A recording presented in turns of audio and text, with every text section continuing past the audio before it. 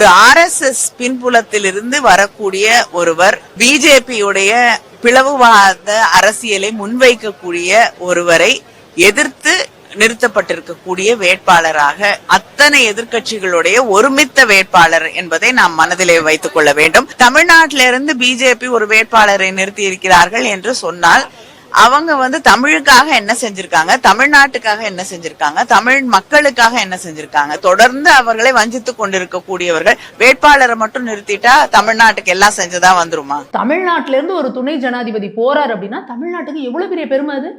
ஆனா நீங்க என்ன பண்றீங்க, நாங்க உட்காந்துட்டு அவர் RSS காரரு அப்படின்றீங்க. 99ல பிஜேபி கூட கூட்டணி வச்சாங்க. அப்போ இதே RSS காரரா இருந்த CP ராதாகிருஷ்ணன் ஐயாவை தான் கோயம்புத்தூர்ல நிற்க வச்சாங்க.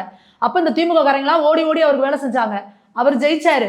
அப்ப தெரியலையா இவர் திமுகவுக்கு தெரியலையா இவர் RSS காரரு அப்படின்னு. இதே கனிமொழி இன்னைக்கு சொல்றாங்களே இவர் RSSன்னு. இவர் கருணாநிதி அவர்கள் முரசொலியில் எழுதுறாரு, RSS என்பது ஒரு சமுதாய இயக்கம், அது ஒரு மதவாத இயக்கம் கிடையாது. இதை தவறான கருத்தை அவங்க பரப்பிட்டு இருக்காங்க. திமுகவோட ஒவ்வொரு தொண்டனும் வீடு வீடா போய் இதை சொல்லணும். RSS அப்படிங்கிறது ஒரு சமுதாய இயக்கம்னு கருணாநிதி கைப்பட எழுதியிருக்காரு. அப்போ கனிமொழி அவர்கள் கருணாநிதி அவர்கள் சொன்னது பொய்ன்னு சொல்றாங்களா, இல்ல இப்ப கனிமொழி அவர்கள் சொல்றது பொய்யா?